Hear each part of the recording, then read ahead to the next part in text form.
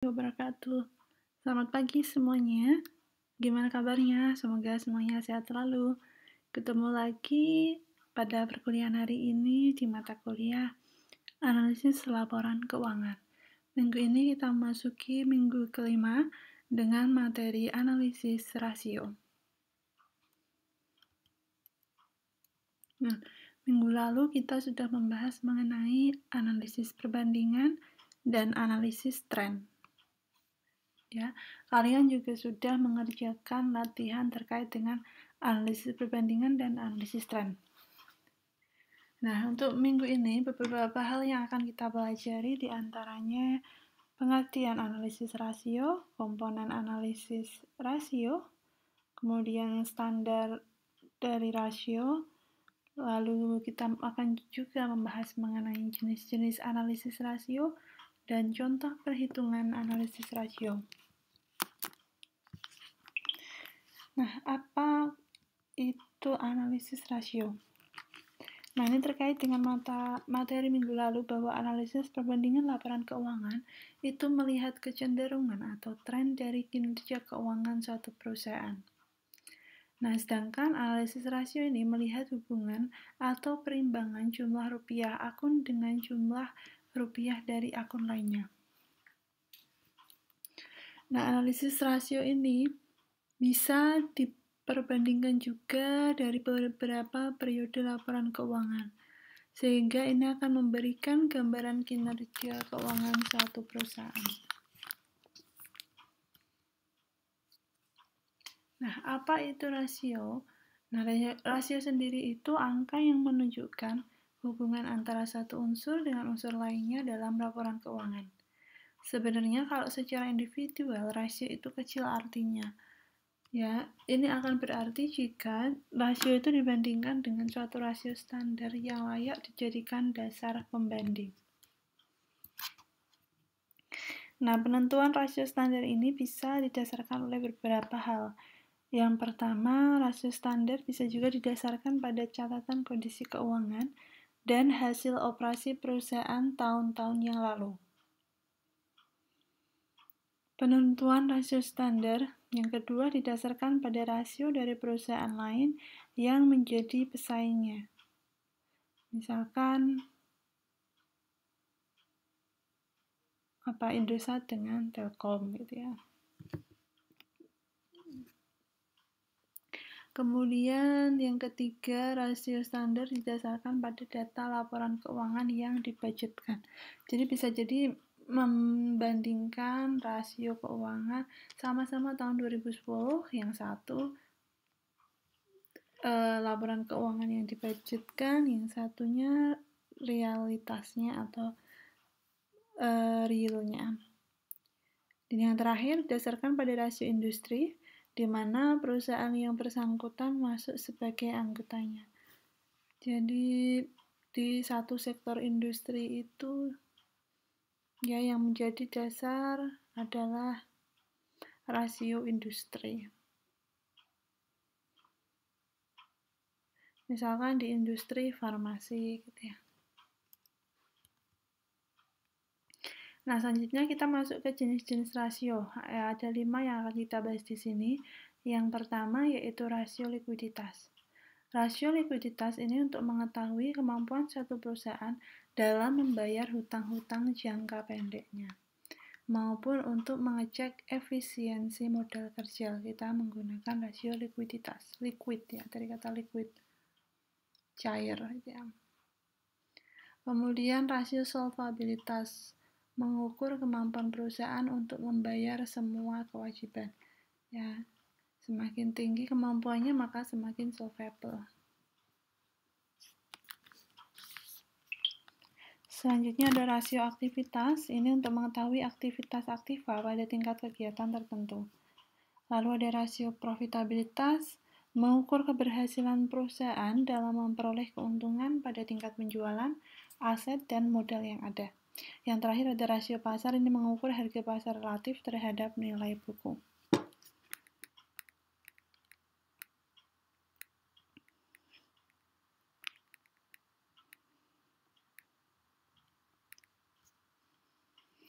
Nah, ini kalau digambarkan seperti ini, ada jenis rasio, ini adalah rasio likuiditas, rasio solvabilitas, rasio aktivitas, rasio rentabilitas. Nah, ini di slide sebelumnya memang tidak ada rentabilitas, tapi sebenarnya rentabilitas itu nama lain dari profitabilitas, ya. Kemudian ada rasio pasar.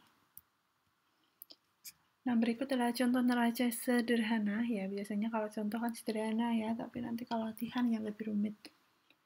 PT ABC 3 tahun, ya, neracanya seperti ini. Lalu laporan laba ruginya seperti ini. Ada informasi tambahan bahwa harga saham per lembar 66.875, IPS atau earning per share-nya 6,38, sedangkan pembayaran dividennya adalah 2,25 rupiah.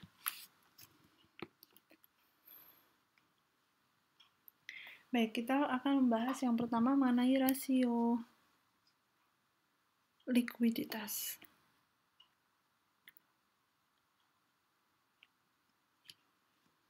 Ya, seperti tadi saya sampaikan bahwa rasio likuiditas ini rasio yang mengukur kemampuan likuiditas jangka pendek suatu perusahaan. Ya, caranya melihat aktiva lancar perusahaan relatif terhadap utang lancarnya. Dalam rasio likuiditas, analisis dapat dilakukan dengan menggunakan beberapa rasio. Yang pertama, current ratio atau rasio lancar. Ini merupakan rasio untuk mengukur kemampuan perusahaan dalam membayar kewajiban jangka pendek atau utang yang segera jatuh tempo dengan aktiva lancar yang tersedia. Rumusnya, current asset dibagi dengan current liabilities. Ini contoh dengan menggunakan data yang sebelumnya, ya. Data Excel tadi di neraca.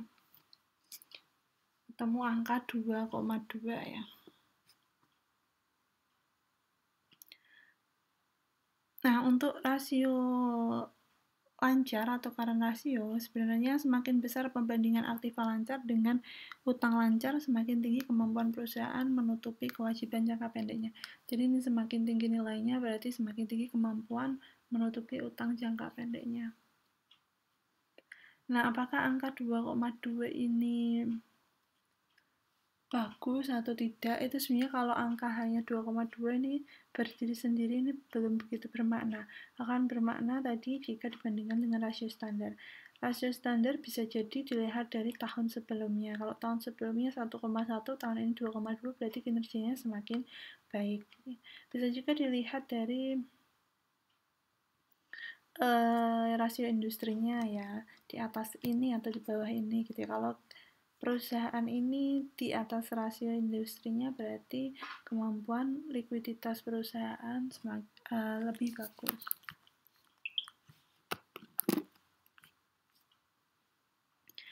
Nah, ini apabila rasio lancar itu 1:1 atau 100%, maka aktiva lancar dapat menutupi semua utang lancar. Kalau ini 2,2 berarti semua menutupi semua utang lancar dan masih ada sisa gitu ya. Tapi sebenarnya kalau current ratio itu angkanya terlalu tinggi, itu juga kurang bagus, artinya banyak idle money ya, atau uang yang nganggur yang tidak terpakai.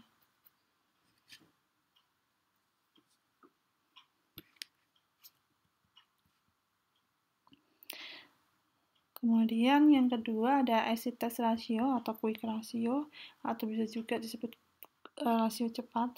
Ini merupakan rasio yang menunjukkan kemampuan perusahaan dalam membayar kewajiban atau utang lancar dengan aktiva lancar tanpa memperhitungkan nilai persediaan, sehingga rumusnya current asset dikurangi inventory atau persediaan dibagi current liabilities, ya, atau utang jangka pendeknya. Nah, kalau dari data Excel sebelumnya itu ya, di tahun ketiga gitu ya, ketemu PR atau quick ratio-nya 1,4. Nah, ini juga sama seperti tadi, semakin besar rasio ini artinya semakin baik. Nah, menurut Harahap ya, bahwa angka rasio quick ratio itu tidak harus 100% atau 1:1. Kalau mendekati 100% itu juga sudah dikatakan baik. menurut Harhab ya. Tapi sebenarnya nggak ada aturan yang bagus sih, kita harus ada pembandingnya ini, angka ini ya, dibandingkan dengan rasio standarnya. Bisa jadi dari yang dibudgetkan atau tahun sebelumnya, atau tadi perusahaan pesaing, atau bisa jadi dari rasio industrinya. Selanjutnya cash ratio, ini masih terkait likuiditas. Ini membandingkan antara kas dan aktiva lancar yang bisa segera menjadi uang kas dengan hutang lancar.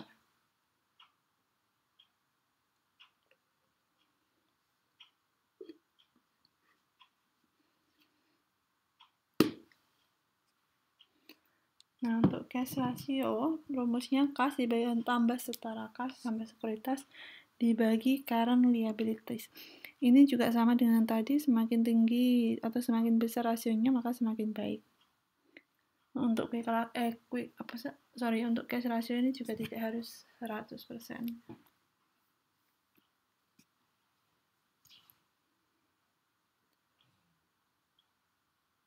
Nah, kalau ini tadi terlalu tinggi juga artinya penumpukan di kas itu juga banyak.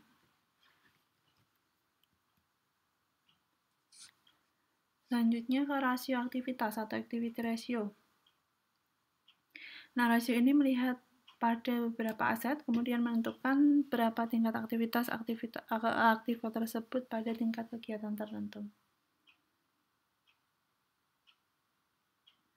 Nah, aktivitas yang rendah pada tingkat penjualan tertentu akan mengakibatkan semakin besarnya dana kelebihan yang tertanam pada aktiva tersebut.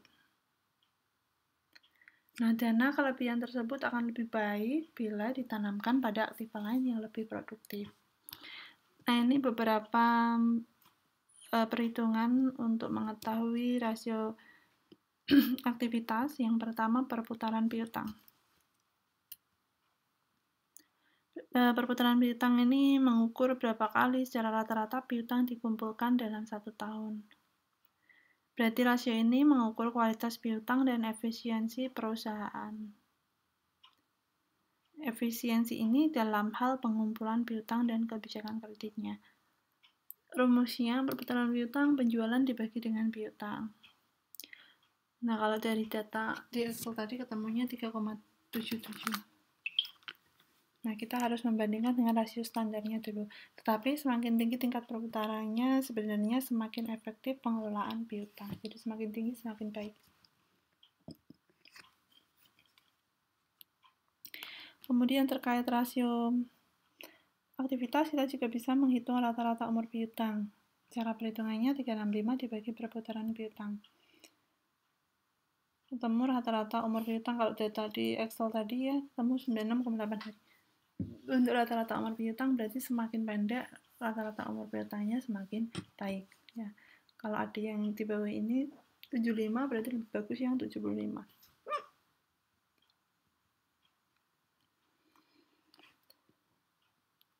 Selanjutnya kita bisa menghitung rasio aktivitas dari perputaran persediaan.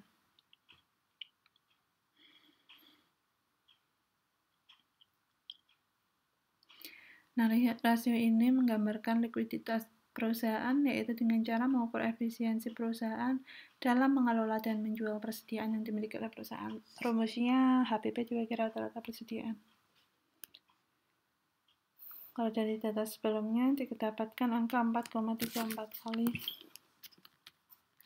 Untuk perputaran persediaan sebenarnya semakin tinggi tingkat perputarannya maka semakin efektif pengelolaan persediaan. Kemudian rata-rata umur persediaan 365 dibagi perputaran persediaan.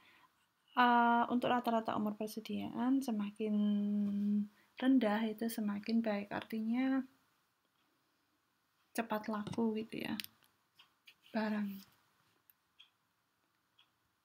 Kemudian masih terkait dengan rasio aktivitas, kita bisa menghitung perputaran aktiva tetap. Rumusnya penjualan dibagi aktiva tetap. Nah, perputaran aktiva tetap ini mengukur sejauh mana kemampuan perusahaan menghasilkan penjualan berdasarkan aktiva tetap yang dimiliki perusahaan ini. angka perputaran aktiva tetap itu semakin tinggi rasio ini, semakin efektif proporsi aktiva tetapnya.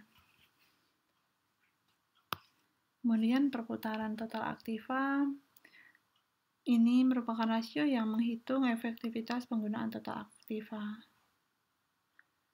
Biasanya rasio yang tinggi menunjukkan manajemen yang baik. Kalau rasionya rendah, harus membuat strategi manajemen evaluasi gitu ya.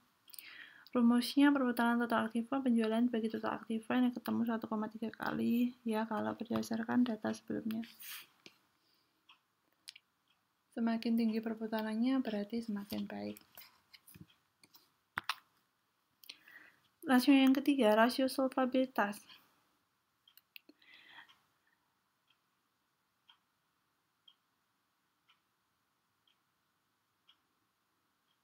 Nah, untuk rasio solvabilitas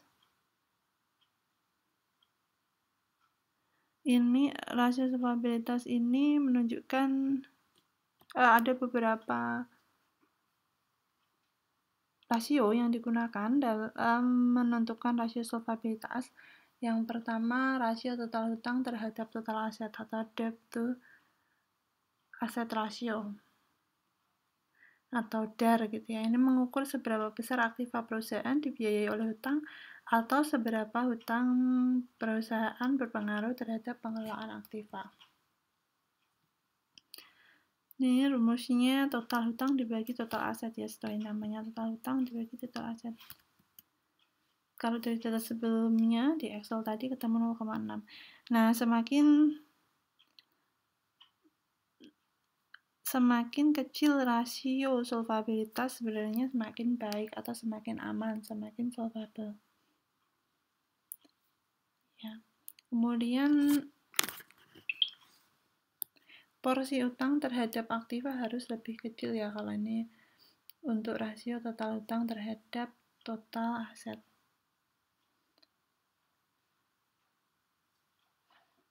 Jadi utangnya itu harusnya lebih kecil daripada asetnya.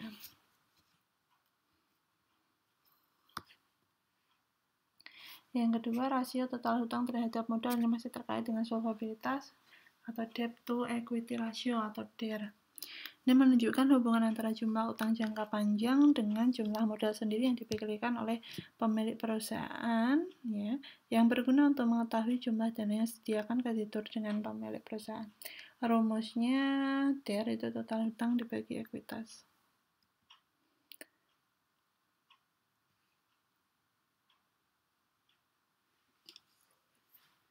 Kalau dari data sebelumnya ketemu angka 1,92.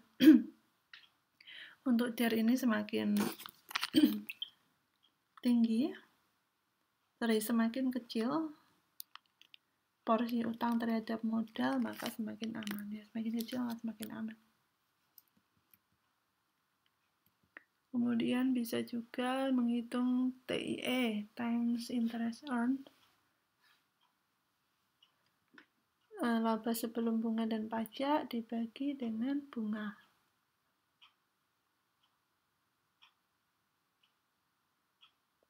Kemudian dari data sebelumnya didapat TIE 4,9 ya.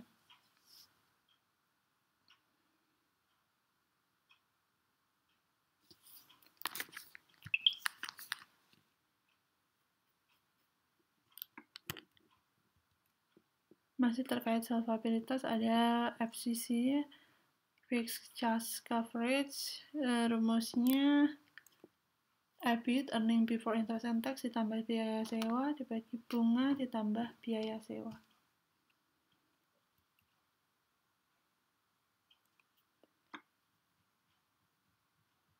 Nah, ini angka semakin tinggi semakin baik ya, FCC. TIE juga sama tadi. Rasio yang keempat ada rasio profitabilitas atau rasio rentabilitas. Ini menunjukkan tingkat imbalan atau perolehan keuntungan dibanding penjualan atau aktiva. Beberapa rasio yang digunakan ada NPM, Net Profit Margin, Rumusnya laba bersih dibagi dengan penjualan. Kalau dari data sebelumnya ketemu 0,049 atau 4,9%. Nah, margin laba bersih atau net profit margin merupakan ukuran presentasi dari setiap hasil sisa penjualan sesudah dikurangi semua biaya dan pengeluaran termasuk bunga dan pajak. Nah, net profit margin semakin tinggi semakin bagus. Kemudian gross profit margin atau GPM rumusnya laba kotor dibagi penjualan. Kalau tadi laba bersih. Ini juga sama, semakin tinggi semakin baik. Nah, angka GPM itu pasti lebih tinggi dari NPM. Kemudian masih terkait dengan profitabilitas ada ROA, return on asset.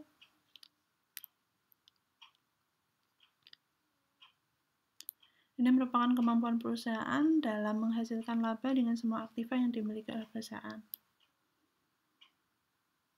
Rumusnya laba bersih bagi total aset. Kalau dari data sebelumnya ketemu angka 6,3%. ROA ini semakin besar rasionya maka semakin baik. Kemudian return on equity atau ROE. Ini rumusnya laba bersih dibagi modal saham. Kalau dari data sebelumnya ketemu angka 18,42%. ROE semakin tinggi juga semakin baik. Dan terakhir rasio pasar.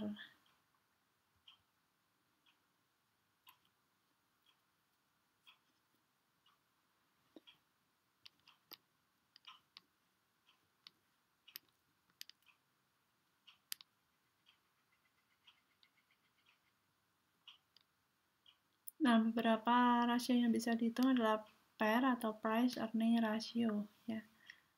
Rasio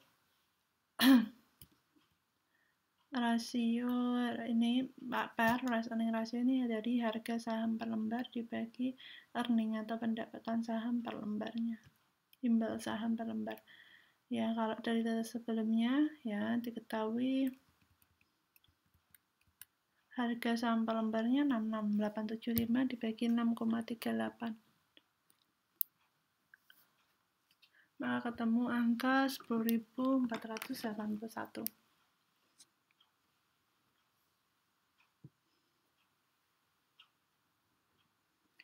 Nah, untuk PER ini semakin kecil semakin baik. Berarti kan earningnya semakin besar kalau nilai PER-nya semakin kecil.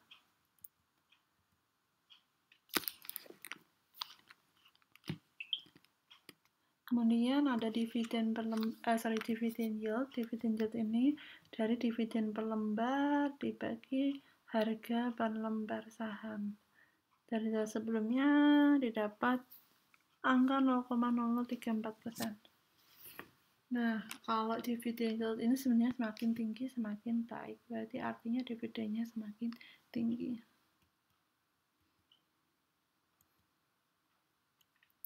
Kemudian ada dividen payout ratio atau DPR, rumusnya dividen per lembar dibagi earning per lembar. Dari data sebelumnya ketemu angka 35,3%. Ya.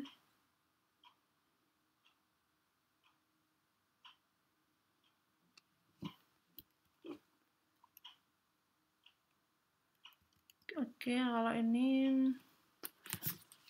tambahan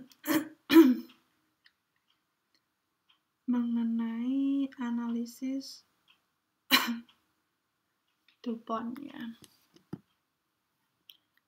Nah, DuPont analisis atau analisis DuPont ini adalah rasio keuangan yang digunakan untuk menganalisis kemampuan perusahaan untuk meningkatkan pengembalian atas ekuitas atau return on equity ya. Jadi finalnya di return on equity ini. Nah, sebenarnya DuPont analisis ini merupakan alat analisis yang digunakan untuk menganalisis laba dari perusahaan atau bisnis.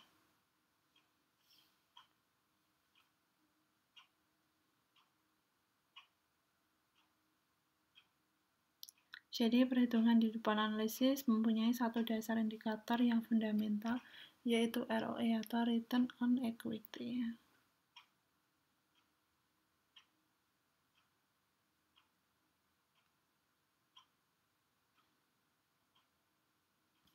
Nah, secara sederhana ini sebenarnya angka ROE ini dari profit margin, ini angka yang sudah dihitung tadi ya. Kaitannya adalah profit margin dikalikan asset turnover, itu akan ketemu ROA, return on asset. Nah, 1 dikurangi rasio total hutang terhadap total aset, tadi ketemu 0,657, maka ketemu rasio modal saham ke total aset, ya, angkanya 0,343. Nah, ROA dibagi rasio modal saham ke total aset, maka didapatlah angka ROE, return on equity, yaitu sebesar 18,4%.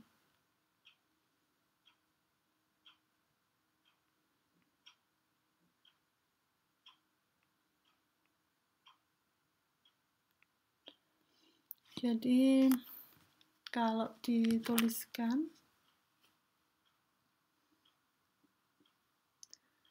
ROE ya itu sama dengan profit margin dikali asset turnover dikalikan ini adalah financial leverage ya. Nah, untuk kalian nanti tidak perlu menghitung di sini, tetapi yang saya minta adalah analisis rasionya saja. Gitu ya, mungkin itu saja dari Bro Riri. Terima kasih atas perhatiannya, semoga bermanfaat. Kita lanjutkan diskusinya ya. Assalamualaikum warahmatullahi wabarakatuh.